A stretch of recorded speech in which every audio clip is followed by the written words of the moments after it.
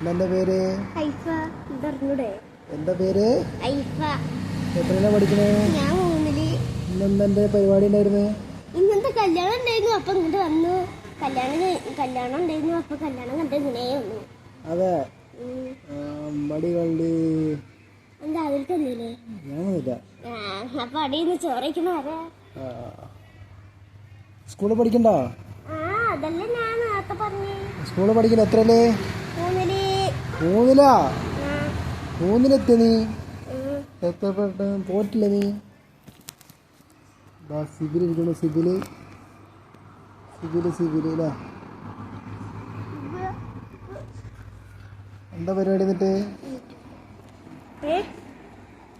എന്താ പരിപാടി?